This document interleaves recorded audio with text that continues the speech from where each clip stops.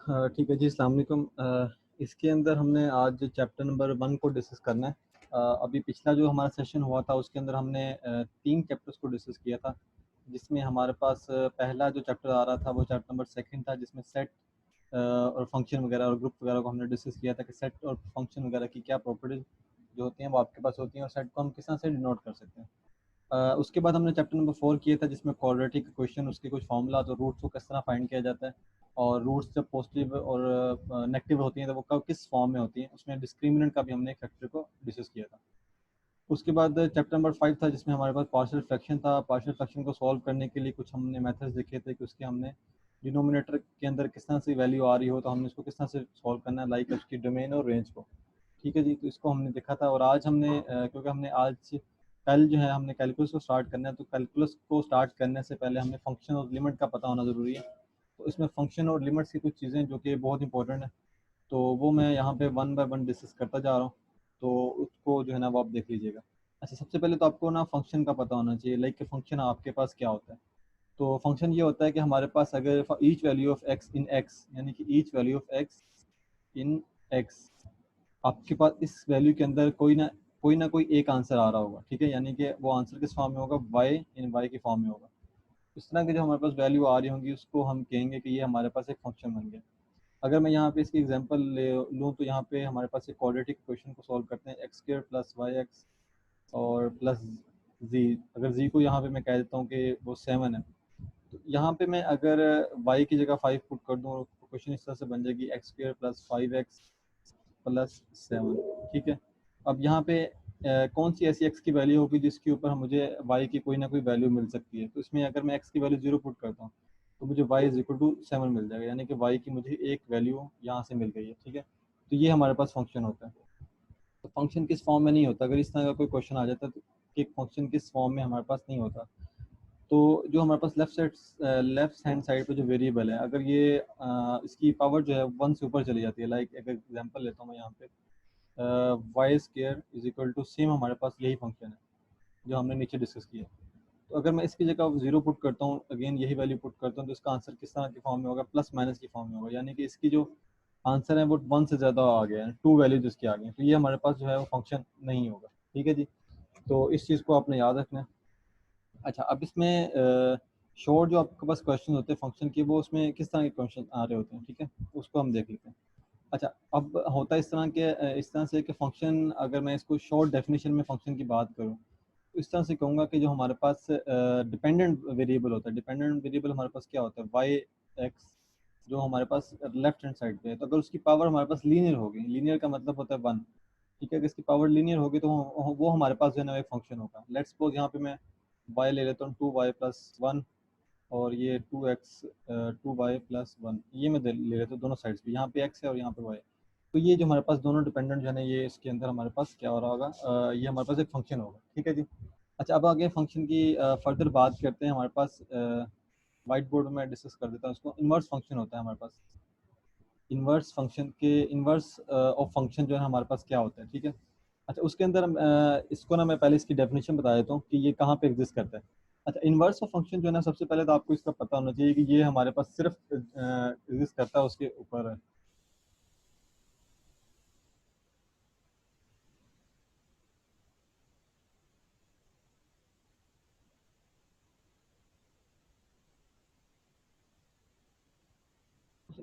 इसमें, ठीक है, इसमें इसमें हमारे पास आई थिंक आवाज़ आ रही होगी, ठीक है। इन्वर्स ऑफ फंक्शन हमने डिस्कस करना है, तो इसके अंदर हमारे पास क्या होता है, इसके अंदर प्रॉपर्टी होती है कि हमेशा एग्जिस्ट करते हैं हमारे पास लीनियर के अंदर। ठीक है, क्वाड्रेटिक और फॉर्म में एग्जिस्ट नहीं करता। लाइक इन्वर्स ऑफ फंक्शन का होता है, यहाँ मैं y square is equal to 5x+7 ले लेता हूँ। ठीक है, तो यहाँ पे डिपेंडेंट जो वेरिएबल है मेरे पास, ये जो है ना, ये मेरे पास स्क्वायर की फॉर्म है, मतलब ये फंक्शन मेरे पास नहीं है। ठीक है, फंक्शन नहीं है, लेकिन ये इनवर्स ऑफ फंक्शन इसका एग्जिस्ट करता है, कर रहा होगा, क्योंकि इसका जो राइट हैंड साइड पे जो है ना वो लीनियर फंक्शन है। ठीक है, तो इसका जो फंक्शन है वो इनवर्स एग्जिस्ट करेगा।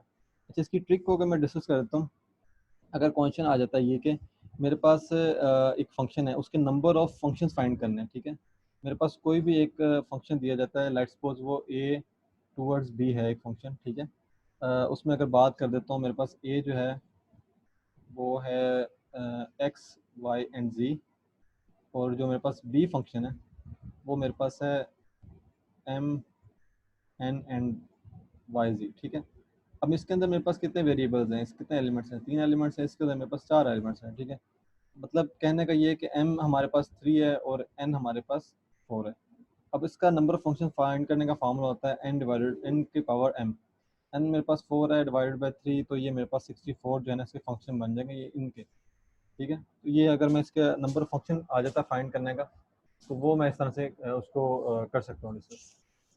अच्छा जी, उसके बाद 1 to 1 फंक्शन होता है। 1 to 1 onto function, bijective injective भी इसे कहते हैं, और ऑन टू फंक्शन होता है उसे हम सब्जेक्टिव कहते हैं। तो ये सारे हमने सेट्स में भी देखे थे, लेकिन वहाँ पे हमने देखा था in the form of set, और वहाँ पे यहाँ पे जो हम डिस्कस करेंगे वो इन द फॉर्म ऑफ हम करेंगे फंक्शन करेंगे, ठीक है। अच्छा, अब अगर मैं यहाँ पे 1 1 फंक्शन की बात करता हूँ, ठीक है, 1 1 फंक्शन की बात की जाती है। अच्छा, 1 1 फंक्शन क्या होता है हमारे पास? 1 1 फंक्शन जो वही कहता है कि अगर हमारे पास जो एलिमेंट है ए के जो एलिमेंट्स हैं वो बी के एलिमेंट्स के साथ एग्जैक्टली मैच कर जाए, यानी मेरे पास यहाँ पे ए आ जाए, यहाँ पे बी आ जाए, यहाँ पे सी आ जाए, तो इसके एग्जैक्ट वो बी के साथ मैच कर जाए और वो 1 to 1 की प्रॉपर्टी के साथ मैच करें, तो इस तरह का जो फंक्शन होगा वो 1 1 होगा, ठीक है। यानी कि उसके अंदर फिर रेपिटेशन आपके पास जो है ना वो नहीं आ रही। उसके बाद जो नेक्स्ट नेक्स्ट हम हमारे के पास आ जाता है वो आ जाता है मैनी वन फंक्शन। अब मैनी वन फंक्शन में क्या होता है कि लाइक इसी की एग्जांपल ले लेता हूँ मैं। तो इसके अंदर मेरे पास यहाँ पे ए है, यहाँ पे बी है और यहाँ पे सी है, और इसके अंदर मेरे पास आ जाता है 1 2 और 3 आ जाता है। अब इसके अंदर मैं क्या करता हूँ, ए यहाँ पे भी जा रहा है और बी भी एक पे वो बना रहा है, बाकी सी इसके ऊपर आ रहा है, ठीक है। अब इस केस में क्या है कि बोथ ए बी एंड ए वो हमारे पास ए के ऊपर आ रहा है। इसका मतलब ये कि many function many one function के ऊपर एग्जिस्ट कर रहा है। अच्छा, अगर हमने चेक करना हो कि how to check function in 1 1 और मैनी वन, अगर चेक करना हो कि फंक्शन हमारे पास 1 1 है या मैनी वन है, तो उस पॉइंट में क्या होता है कि हमें 3 पॉइंट्स जो है ना वो जस्टिफाई करने होते हैं। उसमें जो हमारे पास पहला पॉइंट होता है कि आपने क्या करना है, तो सबसे पहले 2 पॉइंट्स को कंसिडर कर लेना है। लाइक आपने 2 पॉइंट्स को कंसिडर कर लिया, उसका बाद आपने सेकंड काम करना है कि उसका एफ ऑफ एक्स जो है ना उसको इक्वल रख कर देखना है एफ डैश ऑफ एक्स के, सॉरी एफ ऑफ वाई के, ठीक है। मतलब आप इसमें कहने का मतलब ये है कि अगर ये x is equal to y आ जाता है तो इसका मतलब ये है कि ये 1 1 फंक्शन है, ठीक है। अगर एक्स में x is equal to y नहीं आता तो इसका मतलब ये है कि मैंने वन है। जिसकी एग्जांपल ले लेते हैं, हमारे पास 2x+7 जो है ना एक फंक्शन है। हमने चेक करना है कि ये हमारे पास 1 1 है या ऑन टू है, ठीक है। ये हमारे पास एफ ऑफ एक्स है। अब एफ ऑफ वाई हमारे पास इसमें क्या होगा, एफ ऑफ वाई होगा 2y+7, ठीक है। अगर हम इन दोनों को इक्वल रखते हैं, 2x+7 is equal to 2y+7, ठीक है। इस दोनों को इक्वल रख लिया। अब यहाँ पे मेरे पास 2 से कैंसिल हो गई है और 7 इससे कैंसिल हो गया और x इज इक्वल टू मेरे पास y आ जाता है, ठीक है जी। तो ये मेरे पास जो फंक्शन है वो x is equal to y है। इसका सेकंड मेथड क्या होता है? सेकंड मेथड ये होता है कि इसमें डेरिवेटिव टेस्ट आपके पास आ रहा होता है, जिसमें हमने लेट कर लें तो x हमारे पास एक आ जाता है उसके अंदर।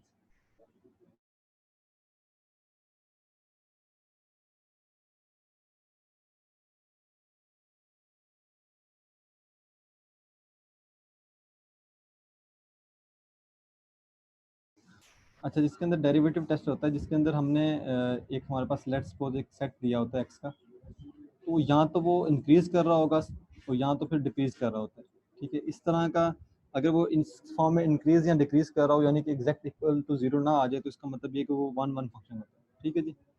तो ये कुछ होते हैं इसमें चेक करने के तरीके होते हैं कि 1 1 फंक्शन और ऑन टू फंक्शन किस तरह से होता है। इस तरह से हमने इसका नंबर ऑफ 1 1 और नंबर ऑफ मैनी वन भी फाइंड करने होते हैं। तो उसमें भी क्या होता है कि आपने एम और एन के केस में हमने लेना होता है, लाइक एक्स को हम एम कंसिडर करते हैं और वाई को हम एन कंसिडर करते हैं, ठीक है। तो इस केस में हमने क्या करना होता है कि हमने प्रोबेबिलिटी लेनी होती है एन प्रोबेबिलिटी ऑफ एम, ठीक है।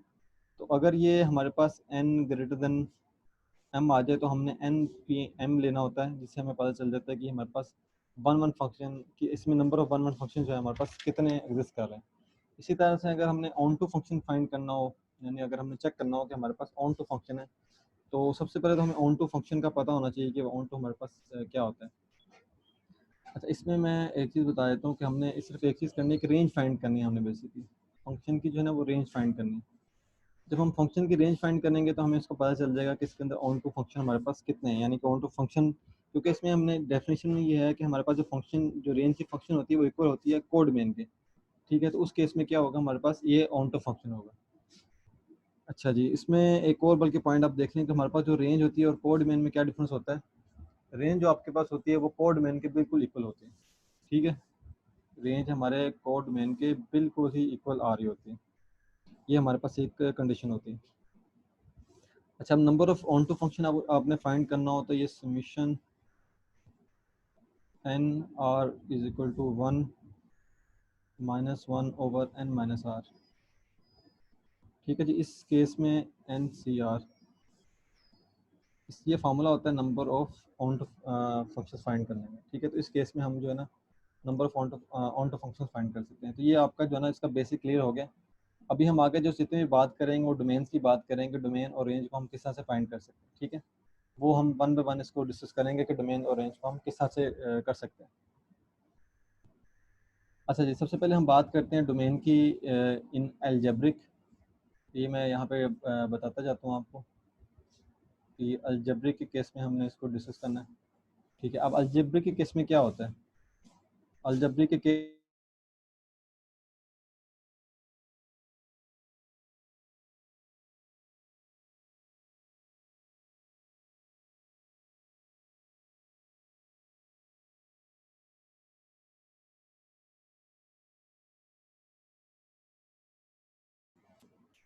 अच्छा, डोमेन हमने इसमें फाइंड करनी है अलजेब्रिक के केस में। तो इस केस में हमें क्या होगा कि हमने सबसे पहले एक फंक्शन को लेट कर लेना है। लाइक हमारे पास ये फंक्शन है जो कि हमारे पास x टूवर्ड y है। ठीक है, यानी कि मेरे पास x की डोमेन और y की कोड मेन। अच्छा, कोड मेन का इसमें एक बात देख लीजिए कि जो कोड मेन होता है उसके अंदर ही हमारे पास रेंज एग्जिस्ट कर रही होती है। अगर मैंने इस फर्दर इसे सिंपल वर्ड्स में बताऊं तो ये जो रेंज होती है ये बेसिकली सब सेट होती है हमारे पास कोड मेन की। ठीक है, अच्छा, अब इसमें डोमेन क्या होती है। डोमेन हमारे पास, अगर इसको मैं डिफाइन करूं तो ये वो वैल्यू होती है, ये इंडिपेंडेंट वेरिएबल की वो वैल्यू होती है हमारे पास। ये हमारे पास इंडिपेंडेंट वेरिएबल की वो वैल्यू होती है जहाँ पे एफ ऑफ एक्स हमारे पास जो है वो डिफाइंड होता है। ठीक है, ये हमारे पास डिफाइंड होता है।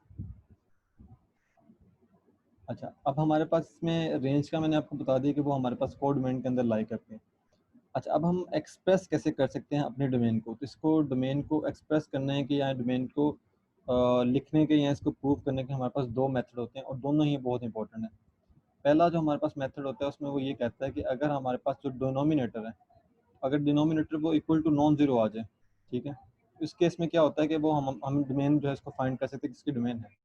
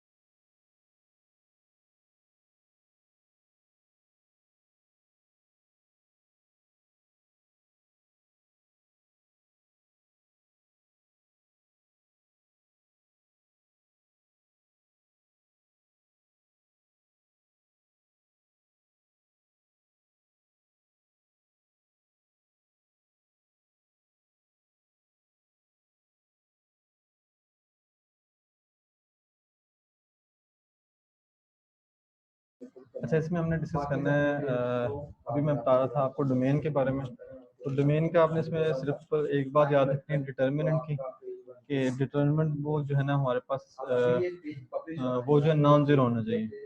ठीक है, नॉन जीरो के बाद यहाँ पे मैं एक चीज़ बता देता हूँ आपको कि डिनोमिनेट आपको मैंने बता दिया नॉन जीरो होना चाहिए। उसके बाद एक एक्सप्रेशन होता है, एक्सप्रेशन में हमारे पास ये कहता है कि हमारे पास जो रूट्स हैं वो इवन होने चाहिए।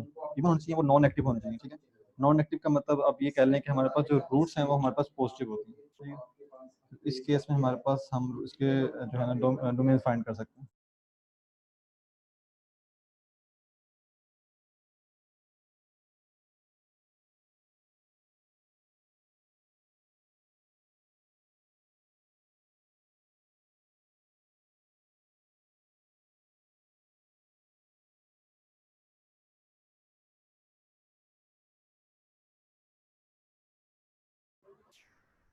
ठीक है जी। मैंने इसमें डोमेन का भी आपको डिस्कस कर दिया है और इसके बाद मैंने आपको रूट्स का भी बता दिया इसके अंदर। अच्छा, डोमेन्स का भी आपके पास हो गया। अच्छा, इसमें एक इम्पॉर्टेंट बात होती है हमारे पास कि अगर हमारे पास पार्शियल में डोमेन आ जाए तो उसको हम किस तरह से सॉल्व करेंगे। लाइक इसमें एग्जांपल ले लेते हैं हम एक दफ़ा। ये मेरे पास एफ ऑफ एक्स है is equal to 2x plus 5 over 3x minus 7। ये मेरे पास एक फंक्शन आ गया। सबसे पहले इसको देखना है कि इसकी जिसका समझ लें कि ये डिनोमिनेटर है वो नॉन ज़ीरो होना चाहिए। नॉन ज़ीरो का मतलब ये है कि 3x minus 7 is equal to मैं अगर ज़ीरो करता हूँ तो ये हमारे पास नॉन ज़ीरो होना चाहिए। नॉन ज़ीरो का मतलब ये है कि नॉट इक्वल टू ज़ीरो। तो अगर यहाँ पे एक्स फाइंड करता हूँ तो ये मेरे पास आ जाएगा 7/3। ठीक है जी। ये मेरे पास इस केस में ये चीज़ आ गई। तो इसकी डोमेन हमारे पास, अगर मैं डोमेन को यहाँ पे इसकी लिखूँ तो डोमेन किस तरह होगी, DOM is equal to all real numbers except 7/3। ठीक है जी। इस सेट के अलावा हमारे पास ऑल रियल नंबर्स इसकी डोमेन होगी। तो अगर इसको हम ग्राफिकली थोड़ा शो करें तो ये हमारे पास माइनस इन्फिनिटी है, ये हमारे पास इन्फिनिटी है और यहाँ पे कहीं एक पॉइंट है 7/3। ठीक है। तो ये हमारे पास क्या होगी, एक तो माइनस इन्फिनिटी से 7/3 इसकी डोमेन होगी और यूनियन 7/3 से हमारे पास इन्फिनिटी की तरफ जो है ना इसकी डोमेन होगी। ठीक है। ये हमारे पास इसकी है अलजेब्रिक के क्वेश्चन में। अच्छा, अगर हम क्वाड्रेटिक की बात करते हैं, लाइक मेरे पास एक क्वाड्रेटिक का यहाँ पे है एक्स स्क्र प्लस 9, या इसको -9 कर लें बल्कि। अच्छा, -9 इसमें केस में क्या होगा, हमारे पास जो सबसे पहले डोमेन है वो क्या आएगी, वो प्लस और माइनस में आएगी।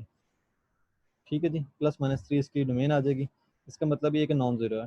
ठीक है। वो हमारे पास फिर डोमेन से एग्जिस्ट कर रही होगी, यानी कि डिनोमिनेटर हमारे पास नॉन ज़ीरो है। अच्छा, अब डिनोमिनेटर में हमारे पास डोमेन इसकी क्या आएगी, और रियल नंबर माइनस इसमें आ जाएगी हमारे पास +-3 आ जाएगा। ठीक है। तो इसको भी शो करने का वही मेथड है, माइनस इन्फिनिटी से 3 आ जाएगा सबसे पहले, फिर 3 आ जाएगा, फिर 3 टू इन्फिनिटी आ जाएगा। तो इस तरह से हम इसको रिप्रेजेंट करेंगे। ठीक है जी। ये हमारे पास क्वाड्रेटिक का भी हो गया। बाकी इसकी कुछ एग्जांपल्स हैं वो आप इसको देख लीजिएगा। अच्छा, आगे हम बात करते हैं स्क्वायर रूट के केस में। अच्छा, इधर हम अब जो मैंने बात की थी ना कि डोमेन की दो प्रॉपर्टीज़ होती हैं। पहला मैंने आपको बताया था कि इसका डिनोमिनेटर नॉन ज़ीरो होना चाहिए। सेकंड मैंने इसका रूट्स की बात की थी कि वो मेरे पास हमारे पास इवन होनी चाहिए। ठीक है। अच्छा जी, अब इसमें बात करते हैं सबसे पहले एग्जांपल की। F of x is equal to x plus 1 का अंडर रूट। ठीक है जी। ये मेरे पास एक जो है फंक्शन है।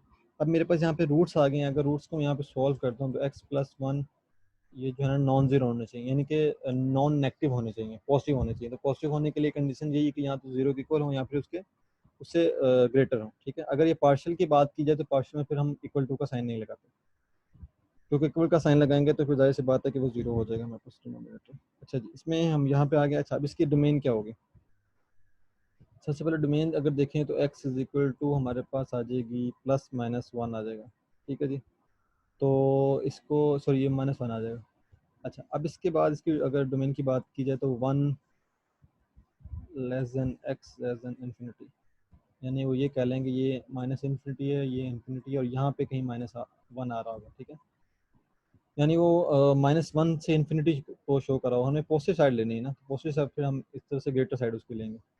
अच्छा, इसकी रेंज क्या होगी, कब इसकी रेंज को अगर फाइंड करने करें हम तो। अच्छा, रेंज जो अब इसकी होगी वो होगी 0 से इन्फिनिटी। रेंज जो होगी वो ऑल पॉजिटिव होगी और वो होगी 0 से इन्फिनिटी, क्योंकि हमने नेगेटिव से ऊपर ऊपर जाना है। ठीक है। तो उसमें हमारे पास 0 टू पॉजिटिव हमारे पास रेंज आ रही होगी। ये हमारे पास था इन केस ऑफ क्या कहते हैं स्क्वायर रूट के केस में। अच्छा जी, अगर हम इसमें एक और एग्जांपल ले लेते हैं, लाइक इसमें मैं एग्जांपल ले लेता हूँ यहाँ पे, तो नेगेटिव का केस ले लेते हैं। F of x is equal to 1 minus x under root. ठीक है जी, हम इसको ले लेते हैं। ये हमारे पास एक चीज़ आ गई, फंक्शन आ गया। अच्छा, अब इसमें सबसे पहले तो हमने इसका चेक करना है कि जी ये 1 माइनस एक्स जो है रूट्स हमने पास 1 माइनस एक्स ग्रेटर देन 0 होंगे। ठीक है। उसका मतलब हमारे पास ये आता है कि अ, वो मेरे पास आता है कि जो हमारे पास 1 माइनस एक्स है ग्रेटर देन 0 है, तो ये मेरे पास एक्स ग्रेटर देन या 1 ग्रेटर देन एक्स आ जाएगा मेरे पास। ठीक है जी। अच्छा, अब इसमें डोमेन क्या आएगी इसमें, क्योंकि वो 1 से ग्रेटर आएगा, तो इसमें मेरे पास क्या होगा हमारे पास कि ये माइनस इन्फिनिटी से आएगी और ये 1, ये इसकी मेरे पास डोमेन आ जाएगी। तो अगर इसी से रिलेटेड मैं एक और फंक्शन ले लेता हूँ, लाइक एक्स स्क्र माइनस 4 ले लेता हूँ, यानी कि स्क्र के फॉर्म में फंक्शन आ जाता है। उस केस में भी यही होगा कि x square minus 4 greater than 0, जहाँ पे एक्स स्क्र मेरे पास आ जाएगा 4 और फर्दर जो है ना एक्स आ जाएगा प्लस माइनस 2। ठीक है, अब इसमें क्या होगा, इसमें हम इसको लाइन से शो कर लेते हैं। यहाँ पे हमारे पास माइनस इन्फिनिटी है, यहाँ पे इन्फिनिटी है, और यहाँ पे है हमारे पास -2, यहाँ पे है +2। ठीक है जी, तो हमने इसका जो बिटवीन पार्ट है इसको इंक्लूड नहीं करना, क्योंकि वो ये कह रहे हैं ना कि या तो एक्स के इक्वल है, यहाँ पे एक्स से ग्रेटर है। ठीक है, तो यानी कि ये वाला पार्ट एग्जिस्ट करेगा, या फिर ये वाला पार्ट एग्जिस्ट करेगा। ठीक है जी, ये हमारे पास स्क्वायर रूट का भी हो गया। ठीक है जी, उसके बाद अच्छा, इसमें एक और इम्पोर्टेंट फैक्टर आ जाता है कि अगर हम कोफिशिएंट को ले लें, अगर हम इसमें स्क्वायर रूट में कोफिशिएंट को इंक्लूड कर देते हैं। कोफिशिएंट से क्या मतलब है? कोफिशिएंट से मतलब ये है कि यहाँ पे मेरे पास क्वाड्रेटिक इक्वेशन आ जाती है मेरे पास complete, x square minus 5x plus 6। ठीक है जी, इस तरह का रूट आ जाता है। तो सबसे पहले तो ये रूट हमें कन्वर्ट करने पड़ेंगे, जो कि हमने ग्रेटर देन की बात की थी कि वो हमारे पास पॉजिटिव होने चाहिए। तो रूट्स हमारे पास आ जाएंगे x-3 और x माइनस 2। ठीक है, तो ये रूट्स आ जाएंगे। अच्छा, अब यहाँ पे क्या होगा, यहाँ पे अब दो केसेस होते हैं, यहाँ तो फिर हमारे पास दोनों रूट्स हमारे पास नेगेटिव आ रहे होंगे, यहाँ पे दोनों रूट्स हमारे पास पॉजिटिव आ रहे होंगे। अच्छा, इसको अगर पॉजिटिव की बात की जाए तो ये यहाँ पे 2 और 3 आ जाएगा, माइनस इन्फिनिटी है यहाँ पे पॉजिटिव इन्फिनिटी है। इस केस में रूट्स हमारे पास क्या होंगे, पॉजिटिव की तरफ होंगे, तो ये 2 से आगे चल जाएंगे, क्योंकि 3 उसके अंदर इंक्लूड कर रहा है, तो ये हमारे पास डोमेन इसकी आ जाएगी। इसी तरह से अगर नेगेटिव की केस में बात की जाए तो वो फिर हमारे पास माइनस इन्फिनिटी टू +3 आ जाएगा। ठीक है, तो ये इसके अंदर वो जो है रूट्स हमारे लाई कर रहे होंगे। अच्छा, इसके बाद अगर हम बात करें पीस वाइज फंक्शन की, ठीक है, तो पीस वाइज फंक्शन के अंदर हमने डोमेन्स और रेंज किस तरह से फाइंड करनी होती है, ये सारी चीज़ें बुक के अंदर गिवन है, इसको आप स्टडी कर भी लीजिएगा थोड़ा। अच्छा जी, पीस वाइज फंक्शन, सबसे पहले पीस वाइज फंक्शन होता क्या है? अगर हम किसी फंक्शन को डिवाइड कर दें into parts, F of x है, इसके अंदर हमने एक फंक्शन को डिवाइड किया है, like 2x plus 1x square minus 5। ठीक है, ये फंक्शन जो है ना प्रॉपर्टी होल्ड करती है for all x numbers x less than 1 and equal to 1, less than and equal to 1। ठीक है जी, और ये जो है हमारे पास ये for all x greater than 1। ठीक है जी, अच्छा, अब इसमें हमने डोमेन इसकी फाइंड करनी है। सबसे पहले तो हम इसके लिमिट्स को देखेंगे, लिमिट्स जो है ना उसके अकॉर्डिंग ही हम इसकी डोमेन देखेंगे। डोमेन मेरे पास यहाँ पे क्या है, यहाँ पे एक तो मेरे पास 1 है यहाँ पे, और 1 किस केस में, यहाँ तो इस केस में यानी कि ग्रेटर है, और यहाँ पे लेस के केस में। ठीक है, तो इस केस में क्या आएगा मेरे पास, माइनस इन्फिनिटी टू 1 और 1 टू इन्फिनिटी। या इनको आप इसको एक इन शॉर्ट ये कह रहे हैं कि ऑल रियल नंबर के लिए ये एग्जिस्ट करेगी इसकी domain, minus infinity to infinity. ठीक है जी, ये मेरे पास ये आ गया। अच्छा, अब इसी का हमने फाइंड करनी है रेंज। ठीक है, तो रेंज फाइंड करने के लिए सिंपल जो आपने काम करना है, इसकी वैल्यू इसमें पुट कर दिया करनी है। यानी मेरे पास 2 प्लस 3 प्लस 1, तो ये मेरे पास 3 आ गया, तो यहाँ पे कहीं 3 पॉइंट होगा, तो ये हम उस 3 से जो है ना उसकी फिर लेंगे, क्योंकि ये लेस देन है, तो ये माइनस इन्फिनिटी टू 3 इसकी जो है ना वो होगी रेंज होगी। और इस केस में क्या होगा, इस केस में अगर 1 -4 आ जाएगा, तो ये यहाँ से -4 टू पॉजिटिव इन्फिनिटी तक इसकी जो है ना रेंज होगी, लाइक -4 टू पॉजिटिव इन्फिनिटी। ये हमारे पास आ गया था पीस वाइज फंक्शन के केस में आ गई थी बात। अच्छा जी, अब इसके बाद अगर हम बात करते हैं कि कांस्टेंट और कांस्टेंट के केस की बात करते हैं, लाइक ये बहुत एक इंपॉर्टेंट पॉइंट है यहाँ के इसके अंदर, कि मेरे पास अगर वो मुझे पूछता है कि जी मुझे डोमेन और रेंज फाइंड करके बताएं किसी पॉजिटिव फंक्शन के लिए, कांस्टेंट के लिए। अच्छा, अब कांस्टेंट दो तरह के हो सकते हैं, एक तो कांस्टेंट ओवर लीनियर हो सकता है, यानी अच्छा अब इसमें ना दो चीज़ें बता रहा है, ये डोमेन नोमिनेटर है, ये डिनोमिनेटर है। अगर इसमें आ जाए कि कांस्टेंट ओवर लीनियर आ जाए, कांस्टेंट ओवर लीनियर का मतलब क्या होता है, ये मेरे पास कांस्टेंट है ओवर बी एक्स प्लस सी। ठीक है, तो ये मेरे पास लीनियर आ गया। अच्छा, ये मेरे पास कांस्टेंट ओवर लीनियर है, पहली बात। दूसरा केस इसमें ये आ जाता है कि कांस्टेंट ओवर पॉलिनोमियल आ जाते हैं। कांस्टेंट ओवर पॉलिनोमियल क्या होता है हमारे पास, यहाँ पे मेरे पास एक कांस्टेंट ऑफ 5 है, इसको मैं डिवाइड करता हूँ हमारे पास पॉलिनोमियल से। पॉलिनोमियल में मेरे पास 2x² प्लस 5x+4, ठीक है जी, ये पॉलिनोमियल आ जाता है। तो इसमें हमने डोमेन और रेंज को किस तरह से फाइंड करनी है, ये मेरे पास एक पहला फैक्टर है, ये मेरे पास दूसरा फैक्टर है, ठीक है जी। अच्छा, तीसरा क्या है, तीसरे में वो ये कहता है कि लीनियर ओवर लीनियर आ जाता है, यानी कि ऊपर भी लीनियर है नीचे भी लीनियर है। वो किस केस में है, ax+b cx+d, ठीक है जी, इस तरह का केस आ जाएगा। अच्छा जी, इसमें हम पहले केस की बात करते हैं। पहले केस में क्या होता है, सबसे पहले तो जी हमने इसमें डिनोमिनेटर का पढ़ा था, वो नॉट इक्वल टू ज़ीरो होना चाहिए, ठीक है जी। डिनोमिनेटर हमारे पास नॉट इक्वल टू ज़ीरो होना चाहिए, जिसमें हमारे पास फिर उसकी जो डोमेन है वो हमारे पास क्या आ जाएगी, एक्स की -c/b for all real numbers accept -c/b, इसकी डोमेन आ जाएगी। अच्छा, अब रेंज क्या आएगी, अच्छा रेंज जब हमारे पास कांस्टेंट ओवर लीनियर हो गए तो उसकी रेंज हमारे पास क्या होगी, ज़ीरो होगी। ये आपने इसमें बात याद रखी, उस केस में हमारे पास ज़ीरो होगी। जैसे ज़ीरो नहीं होगी वो उसमें इस तरह से होगी कि रेंज ज़ीरो होगी फॉर ऑल रियल नंबर्स होंगे, लेकिन एक्सेप्ट ज़ीरो होगा। ज़ीरो के अलावा फिर उसमें सारे जो है ना रियल नंबर एग्जिस्ट कर रहे होंगे। अच्छा जी, इसमें अगर अच्छा नेक्स्ट हमारे पास कांस्टेंट और पॉलिनोमियल है, तो अगेन पॉलिनोमियल में यहाँ पे हमने डिनोमिनेटर को देखना है कि वो हमारे पास नॉट इक्वल टू ज़ीरो है, पहली बात।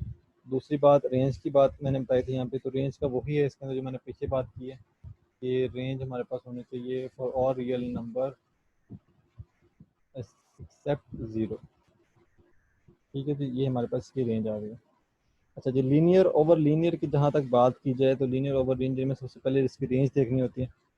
तो अच्छा, पहले डोमेन इसकी देखें। डोमेन जो है अगेन उसमें भी वही बात है कि इसकी डिनोमिनेटर जो है वो नॉट इक्वल टू ज़ीरो होना चाहिए लीनियर ओवर लीनियर के केस में। सो अच्छा, रेंज की जहाँ तक बात की जाए तो यहाँ पे रेंज थोड़ी डिफरेंट होती है। रांच यहाँ पे रेंज होती है, अगेन होती है हमारे पास ऑल रियल नंबर्स ही हैं, लेकिन ये जो दो कांस्टेंट है ना आपके पास, ए और सी जो कोफिशेंट है, यानी ये आपका होता है ए ओवर सी एक्सेप्ट ए कोफिशेंट नोमिनेटर का माइनस डिनोमिनेटर का सी कोफिशेंट, ठीक है जी। इस तरह से हम इसकी डोमेन और रेंज दोनों फाइंड करते हैं। अच्छा जी, अब इसके बाद जो मोस्ट इम्पोर्टेंट इसका है क्वेश्चन इस चैप्टर का, वो हमारे पास आ जाता है कि हमने ट्रिग्नोमेट्रिक फंक्शन की डोमेन और रेंज कैसे फाइंड करनी है। Domain and range trigonometric function की हमने किस तरह से फाइंड करनी है, ठीक है जी। अच्छा, मैं यहाँ पे पहले साइन के डिस्कस करता हूँ। नंबर वन है साइन। जो साइन की डोमेन होती है ना हमारे पास, वो ऑल रियल नंबर होते हैं, ऑल रियल नंबर। अच्छा, इसी साइन की जो रेंज हमारे पास होती है वो भी सेम ऑल रियल नंबर आ रहा होता है, ठीक है जी। हाँ, अच्छा सेकंड बात करते हैं कॉज की। तो कॉज की केस में भी जो डोमेन होती है ना वो आपके पास और रियल नंबर होती है, ठीक है, सारे कंप्लीट रियल नंबर होते हैं। और जो हमारे पास इसमें रेंज होती है वो हमारे पास थोड़ी डिफरेंट होती है, वो होती है -1 से 1, ठीक है। तो इस तरह से उसकी डोमेन होते हैं। अच्छा, नेक्स्ट अगर बात करें हम टेन की, तो टेन हमारे पास क्या होता है, साइन ओवर कॉज होता है, ठीक है। तो कॉज हमारे पास क्या है कि वो नॉट इक्वल टू ज़ीरो होना चाहिए। इसका मतलब ये है कि x is equal to cos inverse zero, ये x है। अच्छा, इसमें फिर हमारे पास रेंज क्या आ जाएगी, इसमें रेंज हमारे पास क्या आएगी कि all real numbers accept this one, sorry domain जो। अच्छा, रेंज इसमें क्या आएगी, रेंज जो होती है ना हमारे पास 10x की, वो आपने याद रखनी कि वो और रियल नंबर होती है 10x की डोमेन, ठीक है। इसी तरह से जो हमारे पास उसका कॉट होता है, कॉट की भी जो डोमेन होती है वो हमारे पास ऑल रियल नंबर होती है। यहाँ पे अगर मैं कॉट की बात करूँ, ठीक है, क्योंकि वो होता है कॉज ओवर साइन होता है। अच्छा, अब डोमेन क्या होगा, डोमेन भी अगेन अगेन इस तरह इसकी वही होगी, all real number minus sine inverse zero. लेकिन साइन इनवर्स ज़ीरो इसमें बात कर वो करेगा एक्स एक्सिस के अकॉर्डिंग, यानी कि पाई के अकॉर्डिंग, एन पाई। और कॉस जो ज़ीरो होता है वो लाई करता है हमारे पास वाई के ऊपर, यानी कि पाई बाय टू के ऊपर। तो इन दोनों बातों को थोड़ा सा अपने माइंड में रखना है। अच्छा, बाकी जो साइन हमारा जो हमारे पास सीकेंड होता है वो हमारे पास होता है वन, और कॉस होता है उसमें जो हमारे पास रेंज होगी वो भी उसी तरह से होगी जिस तरह से हमारी कॉस की होती है। ठीक है, तो हमारे पास जो बाकी कोसिकेंड होता है वो साइन होता है, तो उसकी रेंज भी उसी तरह से होगी जिस तरह से हमारी डोमेन रेंज हमारी उसकी साइन की। अच्छा जी, ये हमारे पास कुछ चीज़ें आ गई हमारे पास ट्रिग्नोमेट्री की। उसके बाद हम बाद टॉपिक का चैप्टर का लास्ट जो है टॉपिक वो है इवन और ऑड फंक्शन के ऊपर। ठीक है जी। अच्छा, सबसे पहले इवन फंक्शन क्या होते हैं। इवन फंक्शन को मैं अगर डिस्कस करूँ, ये हम ग्राफ के पॉइंट पे डिस्कस करेंगे। ये मेरे पास एक ग्राफ है, ठीक है, यहाँ पे एक पॉइंट है एक्स और वाई। अगर उसी के दो पॉइंट्स हमारे पास माइनस एक्स और वाई के ऊपर लाई कर रहे हो दूसरे कोऑर्डिनेट के ऊपर, ये हमारे पास इवन फंक्शन होगा। अगर ऑड की मैं बात करूं तो ऑड के केस में मेरे पास क्या होगा कि ये मेरे पास एक फंक्शन है, ये है एक्स और ये वाई, ये होंगे माइनस एक्स और ये माइनस वाई, तो ये इस तरह से कर रहे होंगे। ठीक है, यानी कि अगर इसको मैं थोड़ा डिफाइन करूँ तो कि if two points on a graph, if minus x and minus y also on a graph on a third coordinate then it's a odd function. ठीक है, तो इसमें जो क्वेश्चन आता है वो इस तरह से आता है कि एक्स की इवन की सिमेट्री कहाँ पे होती है। इवन की जो सिमेट्री होती है वो वाई एक्सिस के ऊपर होती है। ठीक है, ठीक है, क्योंकि ये जो अगर ये जो पैराबोला है आपके पास, ये रोटेट करेगा तो ये चेंज नहीं होगा फॉर वाई एक्सिस, क्योंकि वो इस तरह से रोटेट करेगा ना, इस तरह से। और अगर हम बात करें इसके अंदर वाई एक्सिस ऑड के केस में, तो ऑड के केस में जो सिमेट्री होगी वो उसकी ओरिजिन के ऊपर होगी, क्योंकि ओरिजिन के ऊपर जो है ना वो हमारे पास उसकी जो है ना वो सिमेट्री जो कायम रहेगी, तो उसकी वैल्यू जो है ना वो चेंज नहीं होगी, वो हमारे पास वैसी रहेगा। अच्छा जी, अब इसमें एक दो पॉइंट्स हैं बस, लास्ट एक मैं आपको बता दूं, उसके बाद हम इसको वाइंड अप करते हैं चैप्टर को। अच्छा जी, अब इसमें पॉइंट हमारे पास क्या है। पॉइंट मैं ये कह देता हूँ, हमारे पास जो पहला प्रॉपर्टीज है ये बेसिकली, ठीक है।